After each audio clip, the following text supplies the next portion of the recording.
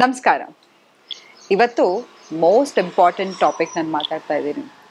ಏನಂತ ಹೇಳಿದ್ರೆ, ಕೆಲವು ಸತಿ ನಮ್ಗೆ ಯಾರನ್ನು ನಂಬಕ್ಕೆ ಆಗ್ತಾ ಇರಲ್ಲ.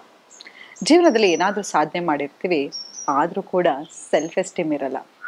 ಒಂದು ಸಂಬಂಧದಲ್ಲಿ ಇಳಿತಿದ್ದೀವಿ ಅಂತ ಹೇಳಿದ್ರೆ 100% ಪ್ರೀತಿಯನ್ನು ಕೊಡೋಕ್ಕಾಗ್ತಾ ಇರಲ್ಲ.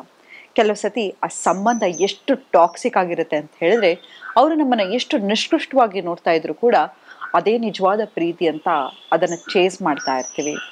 ಕೆಲವು ಸತಿ ನನ್ನ ಸಂಗಾತಿ ಹತ್ರ ಆಗಲಿಕ್ಕೆ ಭಯ ಆಗಿ ದೂರ ಆಗ್ತಾ ಇರ್ತೀವಿ. ಇದನ್ನೆಲ್ಲ ಆಂಕ್ಷಿಯಸ್, ಅವಾಯ್ಡೆಂಟ್, ಸೆಕ್ಯೂರ್ಡ್ ಅಥವಾ ಡಿಸ್ಆರ್ಗನೈಸ್ ಅಟ್ಯಾಚ್ಮೆಂಟ್ ಸ್ಟೈಲ್ ಅಂತ ಕರಿತೀವಿ. ಇದೆಲ್ಲವೂ ಕೂಡ ನಮಗೆ ಆಗ್ತಾ ಇರುತ್ತೆ.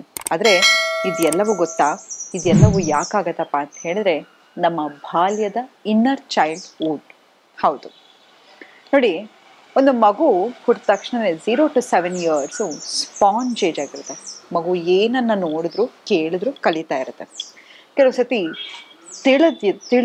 ತಿಳಿದೇನೋ ನಮ್ಮ ತಂದೆ ತಾಯಿ ಎಮೋಷ್ನಲಿ, ಫೈನಾನ್ಷಿಯಲಿ ಅಥವಾ ನಮ್ಗೆ ಯಾವುದೇ ರೀತಿಯ ಒಂದು ಸೆಕ್ಯೂರ್ಡ್ ಫೀಲಿಂಗ್ ಕೊಟ್ಟಿರಲ್ಲ. ಬಾಲ್ಯದಲ್ಲಿ ಇರ್ತೀವಿ, ತಂದೆ ತಾಯಿ ಯಾವಾಗಲೂ ಜಗಳ ಕಾಯ್ತಾ ಇರೋದು, ಒಬ್ರಿಗೊಬ್ರು ಹೊಡೆದಾಡ್ತಾ ಇರೋದು, ಮನೆಯಲ್ಲೇ ಅವರನ್ನ ನಾವು ನೋಡಿದ್ರೆ ನಮ್ಗೆ ಎಲ್ಲಿ ಒಂದು ಸೆಕ್ಯೂರ್ ಫೀಲಿಂಗ್ ಬರಬೇಕೋ ಅವರೇ ನಮ್ಗೆ ಒಂದು ಸೆಕ್ಯೂರಿಟಿ ಕೊಟ್ಟಿರಲ್ಲ. ಇಷ್ಟೋ ಸತಿ ಅಪ್ಪ ಅಮ್ಮ ಜಗಳದಲ್ಲಿ ಕೂಸು ಬಡವಾಯ್ತು ಅಂದ ಹಾಗೆ ಅವರಿಬ್ಬರ ಜಗಳಕ್ಕೆ ನಮ್ಮ ಮೇಲೆ ಕೋಪವನ್ನು ತೋರಿಸ್ತಾ ಇರ್ತಾರೆ.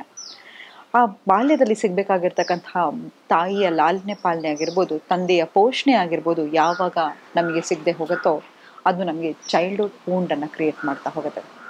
ಎಷ್ಟೋ ಸತಿ ನಮ್ಮ ಫ್ರೆಂಡ್ಸು ಒಂದು ಹೊಸ ಕ್ರಿಕೆಟ್ ಬ್ಯಾಟನ್ನು ತಗೊಂಡಿರ್ತಾರೆ. ಮನೆಗೆ ಬಂದು ಅಪ್ಪ ನಂಗೊಂದು ಬ್ಯಾಟ್ ಕೊಡ್ಸು ಅಂತ ಕೇಳೋಕ್ಕೂ ನಮಗೆ ಭಯ ಆಗ್ತಾ ಇರುತ್ತೆ. ಶಾಲೆಯಲ್ಲಿ ನಿಮ್ಮ ಗೆಳತಿ ಒಂದು ಜಾಮೆಟ್ರಿ ಬಾಕ್ಸನ್ನು ತೊಗೊಂಡ್ಬಂದಿರ್ತಾರೆ, ಅದನ್ನು ಕೇಳಲಿಕ್ಕೆ ಭಯ ಆಗಿ ಎಲ್ಲೋ ನನಗಿದೆಲ್ಲ ಡಿಸರ್ವ್ ಆಗಲ್ವೇನೋ, ಎಷ್ಟೋ ಸತಿ ಸಬ್ಕಾನ್ಷಿಯಸ್ಲಿ ನಮ್ಮನ್ನು ನಾವು ಕಂಪೇರ್ ಮಾಡ್ಕೋತಾ ಹೋಗ್ತೀವಿ. ಇವತ್ತು ಎಲ್ಲವನ್ನೂ ತಗೊಳ್ಳೋ ಪರಿಸ್ಥಿತಿಯಲ್ಲಿದ್ದರೂ ಕೂಡ ಏನೋ ಒಂಥರ ಭಯ, ಆತಂಕ, ನಮ್ಮನ್ನು ನಾವು ನಿರ್ಲಕ್ಷಿಸ್ಕೋತಾ ಇರ್ತೀವಿ. ಇದೆಲ್ಲವೂ ಕೂಡ ನಿಮ್ಮ ಇನ್ನರ್ ಚೈಲ್ಡ್ ವುಂಡ್ಸ್ ಅಂತ. ಎಷ್ಟೋ ಸತಿ ಇವತ್ತಿಗೂ ಕನ್ನಡಿಯಲ್ಲಿ ಕಣ್ಣಿಟ್ಟು ನಮ್ಮ ಬಾಡಿಯನ್ನು ನಾವು ನೋಡ್ಕೊಳ್ಳಿಕ್ಕಾಗಲ್ಲ. ನಮ್ಮ ದೇಹವನ್ನು ನಾವು ತುಂಬಾ ನಿಷ್ಕೃಷ್ಟವಾಗಿ ನೋಡ್ಕೋತಾ ಇರ್ತೀವಿ. ಯಾಕಪ್ಪ ಅಂತ ಹೇಳಿದ್ರೆ, ಸಣ್ಣ ವಯಸ್ಸಲ್ಲಿ ಯಾರೋ ನಮ್ಮ ಬಣ್ಣದ ಬಗ್ಗೆ, ನಮ್ಮ ಆಕಾರದ ಬಗ್ಗೆ ಕೆಟ್ಟದಾಗಿ ಕಮೆಂಟ್ ಮಾಡಿರ್ತಾರೆ. ಅದು ಡೀಪ್ ಆಗಿ ಚೈಲ್ಡ್ಹುಡ್ ಇಂಪ್ರಿಂಟ್ ಆಗಿಬಿಟ್ಟಿರುತ್ತೆ. ಇವತ್ತು ಕೂಡ ನಮ್ಮನ್ನು ನಾವು ಅಕ್ಸೆಪ್ಟ್ ಮಾಡ್ಕೋತಾ ಇರಲ್ಲ. ನೋಡಿ, ಎಷ್ಟೋ ಸತಿ ನಾನು ಹೇಳ್ತೀನಿ, ಗಂಡ ಹೆಂಡತಿ ಜಗಳ ಆಗ್ತಿದೆ ಅಂತ ಹೇಳಿದ್ರೆ ಒಂದು ಮಗು ಆದರೆ ಸರಿ ಹೋಗುತ್ತೆ ಅಂತ. ಖಂಡಿತವಾಗ್ಲೂ ಮಕ್ಕಳನ್ನು ಒಂದು ರೆಸ್ಕ್ಯೂ ಸಿಸ್ಟಮ್ ಆಗಿ ಯೂಸ್ ಮಾಡ್ಲಿಕ್ಕೆ ಹೋಗಬೇಡಿ. ನಿಮ್ಮ ಮದುವೆ ಅದ್ಭುತವಾಗಿದೆ, ನನ್ನ ಪ್ರೀತಿಯ ಪ್ರತಿರೂಪವನ್ನು ನೋಡಲಿಕ್ಕೆ ನಾನು ಒಂದು ಮಗು ಮಾಡ್ಕೋಬೇಕು ಅಂತ ಹೇಳಿದ್ರೆ ಖಂಡಿತವಾಗ್ಲೂ ಮಾಡ್ಕೊಳ್ಳಿ.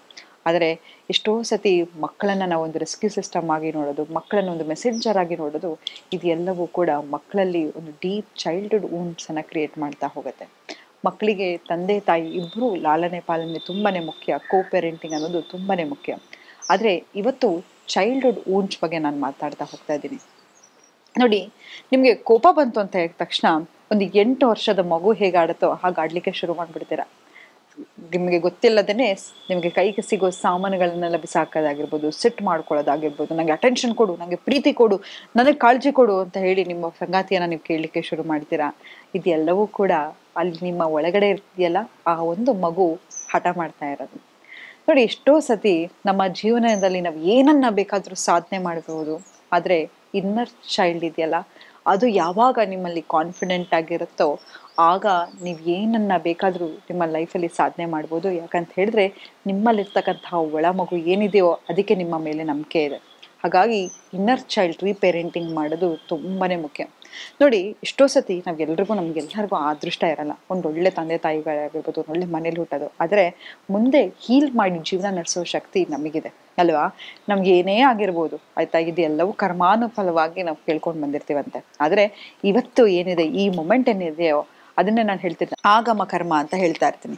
ಆಗಮ ಕರ್ಮ ಅಂತ ಹೇಳಿದ್ರೆ ಮುಂದೆ ಬರ್ತಕ್ಕಂತಹ ಒಂದು ಡೆಸ್ಟಿನಿಯನ್ನು ಕ್ರಿಯೇಟ್ ಮಾಡುವಂಥ ಪವರ್ ನಮಗಿದ್ದೇ ಇರುತ್ತೆ.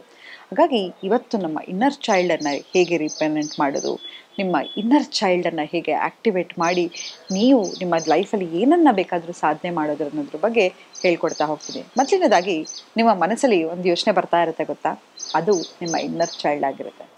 ಯಾವುದೇ ಕಾರಣಕ್ಕೂ ತಮಾಷೆಗೂ ಅಷ್ಟೇ ನಿಮ್ಮ ಬಾಡಿ ಬಗ್ಗೆ ಆಗಿರ್ಬೋದು, ನಿಮ್ಮ ಬಗ್ಗೆ ಆಗಿರ್ಬೋದು ಕೆಟ್ಟದಾಗಿ ಮಾತಾಡ್ಕೊಳ್ಳಿಕ್ಕೆ ಹೋಗಬೇಡಿ. ಯಾಕಂತ ಹೇಳಿದ್ರೆ ನಿಮ್ಮ ದೇಹಕ್ಕೆ ಗೊತ್ತಾಗಲ್ಲ ನೀವು ಸುಳ್ಳು ಹೇಳ್ತಿದ್ದೀರಾ, ತಮಾಷೆ ಮಾಡ್ತಾ ಇದ್ದೀರಾ ಅಂತ. ಎವ್ರಿ ಡೇ ಬೆಳಗ್ಗೆ ಎದ್ದ ತಕ್ಷಣ ನಿಮಗೆ ನೀವು ಒಂದು ಬಟರ್ಫ್ಲೈ ಹಗ್ ಕೊಟ್ಕೊಂಡು ಐ ಲವ್ ಯು ಹೇಳ್ಕೊಳ್ಳಿ. ನೋಡಿ, ನೀವು ಹೋಗ್ಬಿಟ್ಟು ನಿಮ್ಮ ಸಂಗಾತಿನ ಕೇಳೋದಲ್ಲ ನಂಗೆ ಐ ಲವ್ ಯು ಹೇಳ್ಬೋ ಅಂತ, ಆಯ್ತಾ? ನಿಮಗೆ ನೀವು ಐ ಲವ್ ಯು ಹೇಳ್ಕೊತಾ ಹೋದರೆ ಎಲ್ಲರೂ ನೀವು ಆ ಲವ್ ಎನರ್ಜಿ ನೀವು ಆಗ್ತಾ ಹೋಗ್ತೀರಾ, ಎಲ್ಲರೂ ನಿಮ್ಮನ್ನು ಪ್ರೀತಿಸ್ತಾ ಹೋಗ್ತಾರೆ. ನಿಮಗೆ ಏನಾದರೂ ಬೇಕಾದರೆ, ಎಕ್ಸಾಂಪಲ್ ನಿಮಗೆ ಹಣ ಬೇಕಾಗಿರಬಹುದು, ಹೆಸರು ಬೇಕಾಗಿರ್ಬೋದು, ಎಲ್ಲವನ್ನು ಆಗಿರೋ ರೀತಿ ಹೇಳ್ಕೊತಾ ಹೋಗಿರಿ. Example, I am rich, I am successful, I am powerful. ಹೀಗೆ ಎಷ್ಟು ಕಾನ್ಫಿಡೆನ್ಸಿಂದ ಹೇಳಲಿಕ್ಕೆ ಸಾಧ್ಯನೋ ಅಷ್ಟು ಕಾನ್ಫಿಡೆನ್ಸಿಂದ ಕನ್ನಡಿ ಮುಂದೆ ಹೇಳ್ಕೊತಾ ಹೋಗಿ. ಯಾಕಂತ ಹೇಳಿದ್ರೆ ನಿಮ್ಮ ಸುಪ್ತ ಮನಸ್ಸಿಗೆ ನೀವು ಸುಳ್ಳು ಹೇಳ್ತಿದ್ದೀರಾ, ನಿಜ ಹೇಳ್ತಿದ್ದೀರಾ ಅನ್ನೋ ಡಿಸ್ಟಿಂಗ್ವಿಷ್ ಮಾಡೋ ಶಕ್ತಿ ಇರಲ್ಲ. ನೀವು ಏನನ್ನ ಹೇಳ್ಕೊತಾ ಹೋಗ್ತೀರಾ ಅದು ನೀವು ಆಗ್ತಾ ಹೋಗ್ತೀರಾ.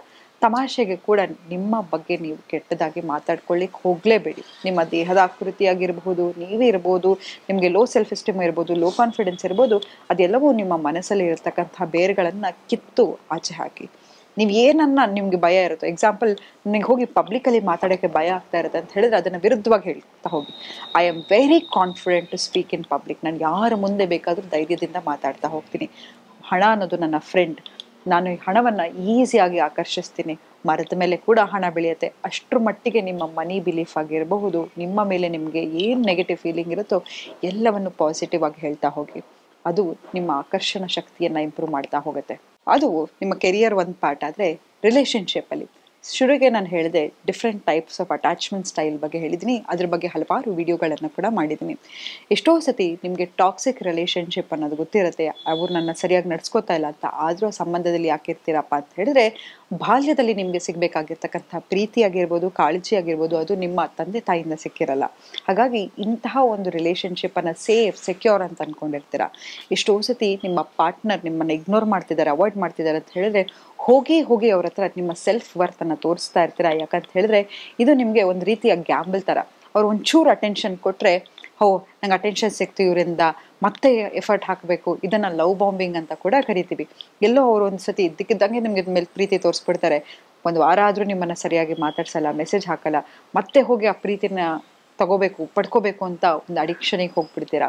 ಸೊ ಇದೆಲ್ಲವೂ ಕೂಡ ನಿಮ್ಮ ಚೈಲ್ಡ್ಹುಡ್ ವೂಂಡ್ಸ್ ಆಗಿರ್ಬೋದು. ಅಥವಾ ಯಾರಾದರೂ ತುಂಬಾ ಪ್ರೀತಿ ತೋರಿಸ್ತಾ ಇದ್ದಾರೆ, ಅಟೆನ್ಷನ್ ತೋರಿಸ್ತಾ ಇದ್ದಾರೆ, ಆ ಪ್ರೀತಿಯಲ್ಲಿ ಏನೂ ಚಾಲೆಂಜಸ್ ಇಲ್ಲ ಅಂತ ಹೇಳಿದ್ರೆ ನಿಮಗೆ ಬೋರ್ ಆಗಿ ಕೆಲವು ಸತಿ ಆ ರಿಲೇಷನ್ಶಿಪ್ಪಿಂದ ಆಚೆ ಹೋಗ್ಬಿಡ್ತೀರಾ. ಯಾಕಂತ ಹೇಳಿದ್ರೆ ಇದೇನಂತ ಹೇಳಿದ್ರೆ ಬಾಲ್ಯದಲ್ಲಿ ನಿಮಗೆ ಬೇಕಾಗ್ತಕ್ಕಂಥ ಎಮೋಷ್ನಲ್ ಇಂಟಿಮೆನ್ಸಿ ನಿಮ್ಮ ಪೇರೆಂಟ್ಸಿಂದ ಆಗಿರ್ಬೋದು, ಆ ಸೇಫ್ಟಿ ಸೆಕ್ಯೂರಿಟಿ ಸಿಕ್ಕಿರಲ್ಲ. ಅದು ಯಾವಾಗ ಯಾರಾದರೂ ಒಬ್ರು ಕೊಡ್ತಿದ್ದಾರೆ ಅಂತ ಹೇಳಿದ್ರೆ, ಇದು ಫಾರಿನ್ ಸಬ್ಸ್ಟೆನ್ಸು, ಇದು ಯಾರೋ ಇವರು ಮೋಸ ಮಾಡ್ತಿದ್ದಾರೆ ಅಥವಾ ಸುಳ್ಳು ಹೇಳ್ತಿದ್ದಾರೆ, ಇವರು ನಾಟಕ ಮಾಡ್ತಿದ್ದಾರೆ ಅಂತ ಹೇಳಿ ನಿಮಗೆ ಆ ಪ್ರೀತಿಯ you don't believe that you deserve this kind of love ಅಂತ ಹೇಳಿ ಅದರಿಂದ ಆಚೆ ಹೋಗೋಕ್ಕೆ ಶುರು ಮಾಡ್ತೀರಾ. ಮತ್ತು ಕೆಲವು ಸತಿ ಓವರ್ ಗಿವಿಂಗ್ ಅಂತ ಹೇಳಿದ್ರೆ, ಯಾರನ್ನಾರು ನನ್ನ ಲೈಫಲ್ಲಿ ಇಟ್ಕೋಬೇಕು ಅಂತ ಹೇಳಿದ್ರೆ ಅವರಿಗೆ ಗಿಫ್ಟನ್ನು ಕೊಡಬೇಕು, ಅಥವಾ ಅವ್ರಿಗೆ ಸೇವೆ ಮಾಡಬೇಕು, ಅವರಿಗೆ ಹೆಲ್ಪ್ ಮಾಡಬೇಕು. ಹೀಗೆ ನಿಮ್ಮ ತನವನ್ನು ಬಿಟ್ಟು, ನಿಮ್ಮ ಸೆಲ್ಫ್ ರೆಸ್ಪೆಕ್ಟನ್ನು ಬಿಟ್ಟು ಅವ್ರ ಹಿಂದೆ ಚೇಸ್ ಮಾಡ್ತಾ ಹೋಗ್ತೀರಾ. ಇದು ಕೂಡ ಒಂದು ಚೈಲ್ಡ್ಹುಡ್ ವೂಂಡ್ಸಿಂದಾನೆ. ಅಥವಾ ಬೌಂಡ್ರೀಸ್ ಹಾಕೋಕ್ಕಾಗಲ್ಲ ಅಂತ ಹೇಳಿದ್ರೆ, ಯಾರಾದರೂ ಏನು ಬೇಕಾದ್ರೂ ಮಾತಾಡ್ಬೋದು, ಯಾವಾಗ ಬೇಕಾದ್ರೂ ನಿಮ್ಮ ಲೈಫಲ್ಲಿ ಬರ್ಬೋದು, ಯಾವಾಗ ಬೇಕಾದ್ರೂ ಹೋಗ್ಬೋದು.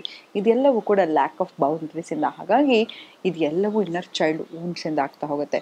ಇನ್ನರ್ ಚೈಲ್ಡ್ ವೂಂಡ್ಸನ್ನು ಹೀಲ್ ಮಾಡಬೇಕು ಅಂತ ಹೇಳಿದ್ರೆ ಒಂದು ಸುಲಭ ವಿಧಾನ ಏನಪ್ಪ ಅಂತ ಹೇಳಿದ್ರೆ, ನಿಮ್ಮ ಇರ್ತಕ್ಕಂಥ ಒಳ ಮಗು ಏನಿರುತ್ತೋ ಅದಕ್ಕೆ ಒಂದು ಪತ್ರವನ್ನು ಬರೀರಿ.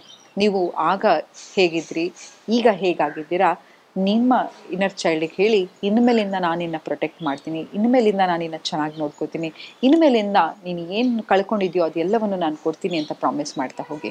ಇದೆಲ್ಲವನ್ನು ಮಾಡ್ತಾ ಹೋಗಿ. ಮಿರರ್ ವರ್ಕನ್ನು ನಾನು ಏನು ಹೇಳ್ಕೊಟ್ನ ಶುರುಗೆ ಅದನ್ನು ಮಾಡ್ತಾ ಹೋಗಿ. ಖಂಡಿತವಾಗ್ಲಿ ಸ್ಲೋಲಿ ನಿಮ್ಮ ಇನ್ನರ್ ಚೈಲ್ಡ್ ಹೀಲ್ ಆಗುತ್ತೆ ಅಂತ ಹೇಳ್ತಾ ಇವತ್ತಿನ ಸಂಚಿಕೆನ ನಾನು ಮುಕ್ತಾಯಗೊಳಿಸ್ತಿದ್ದೀನಿ. ಧನ್ಯವಾದಗಳು.